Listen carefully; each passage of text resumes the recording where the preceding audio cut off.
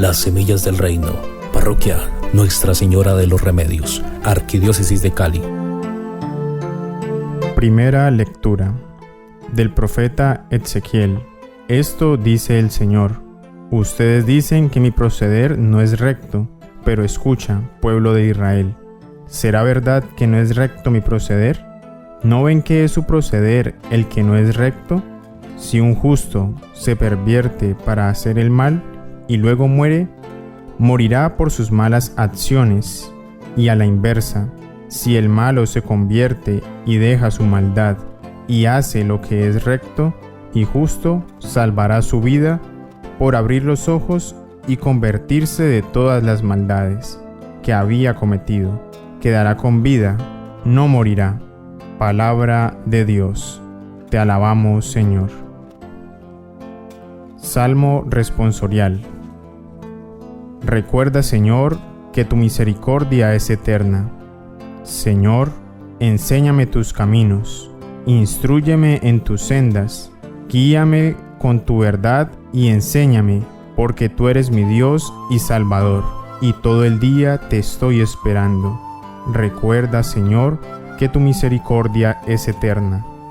Recuerda, Señor, que tu ternura y tu misericordia son eternas. No te acuerdes de los pecados de mi juventud. Acuérdate con misericordia, por tu bondad, Señor. Recuerda, Señor, que tu misericordia es eterna. El Señor es bueno y es recto, y enseña el camino a los pecadores. Hace caminar a los humildes con rectitud. Enseña su camino a los humildes. Recuerda, Señor, que tu misericordia es eterna. Segunda lectura de la carta del apóstol San Pablo a los Filipenses. Hermanos, si Cristo me permite una exhortación, si nos mueve la fuerza del amor, si participamos de un mismo espíritu, si nos unen la compasión y la misericordia, hagan que mi alegría sea completa, viviendo todos en concordia, animados por un mismo amor, unánimes, con iguales sentimientos, no haciendo nada por envidia o vanidad. Humíllense más bien y que cada uno dé preferencia a los otros, y no busque sus propios intereses, sino los de los demás. Adopten unos con otros la actitud que ven en Cristo Jesús, porque Cristo, siendo de condición divina, no se aferró a su igualdad con Dios. Al contrario, se anodadó a sí mismo y tomó la condición de esclavo, hombre igual a todos, y con las apariencias de un hombre cualquiera. Se humilló haciéndose obediente hasta la muerte, y una muerte de cruz. Por eso Dios lo encumbró sobre todos, y le concedió el nombre que sobrepasa todo nombre, de modo que al oír ese nombre, toda rodilla se doble, en el cielo, en la tierra y en el infierno, y toda boca reconozca, para gloria de Dios Padre, que Jesucristo es el Señor. Palabra de Dios. Te alabamos, Señor. Proclamación del Santo Evangelio según San Mateo. Estando ya en Jerusalén, dijo Jesús a los sumos sacerdotes y a los ancianos del pueblo: ¿qué opinan? Un hombre tenía 2 hijos. Un día se acercó al primero y le dijo: Hijo, hoy vas a trabajar en la viña. Pero él respondió: No quiero. Sin embargo, después se arrepintió y fue. Se acercó también al segundo y le dijo lo mismo, y él respondió: Sí, Señor, pero no fue. ¿Cuál de los 2 hizo la voluntad del Padre? Ellos respondieron: Pues el primero. Entonces les dijo Jesús: Les aseguro que antes que ustedes van a entrar al reino de Dios los pecadores públicos y las prostitutas. Porque cuando vino Juan el Bautista para indicarles el camino de la justicia, no le creyeron, mientras que los pecadores públicos y las prostitutas sí le creyeron. Y ustedes, aún después de ver esto, no se arrepintieron ni le creyeron. Palabra del Señor. Gloria a ti, Señor Jesús. Nos encontramos en el domingo 26º del tiempo ordinario.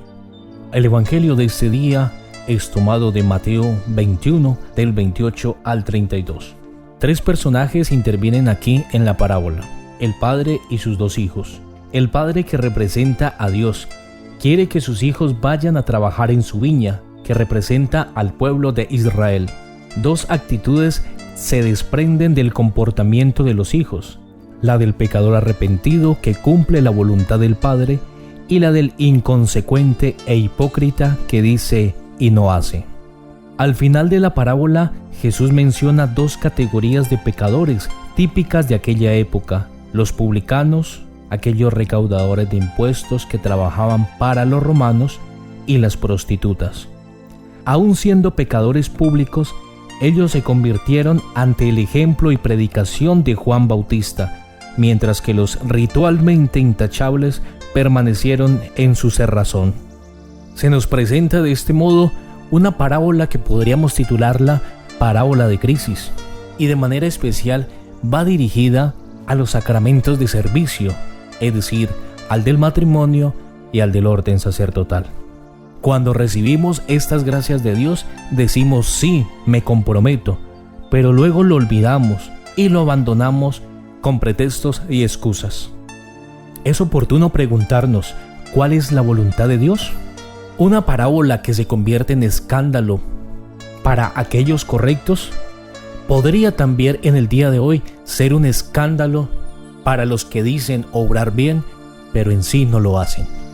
Aceptar la voluntad del Padre implica que esa voluntad pase por nuestro corazón antes que por nuestros labios. Y esa voluntad, como libre que es, está en acoger o despreciar la palabra. Bien sabemos, el pecado sigue en el mundo, pero es necesario aceptar el sacrificio de Jesús para ser redimidos.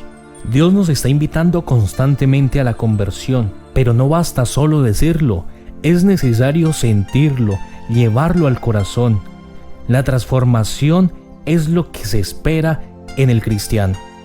El reclamo de Dios a través del profeta Ezequiel, como lo escuchamos en la primera lectura, es punto clave. Ustedes dicen que mi proceder no es recto, pero escucha, pueblo de Israel, ¿será verdad que no es recto mi proceder? ¿No ven que es su proceder el que no es recto? Si un justo se pervierte para hacer el mal y luego muere, morirá por sus malas acciones. Y a la inversa, si el malo se convierte y deja su maldad y hace lo que es recto y justo, salvará su vida. Y constantemente Jesucristo nos está invitando con sus palabras a que salvemos nuestra vida. Y para ello, la segunda lectura sí que nos ilumina de cómo lo pide Jesús. Viviendo todos en concordia, animados por un mismo amor, unánimes, con iguales sentimientos, no haciendo nada por envidia o vanidad. Humíllense más bien y que cada uno dé preferencia a los otros y no busque sus propios intereses, sino los de los demás. Adopten unos con otros la actitud que ven en Cristo Jesús. ¿En cuál de los 2 hijos nos vemos reflejados? Es fácil cantar salmos y alabanzas, decir amén, pero luego esa fe se traduce en obras. Tal vez contemplando la fe de Abraham, la de María de Nazaret, la de José, la del mismo Jesús, que dieron un sí inicial y fueron coherentes a ese sí, podremos crecer en la fe.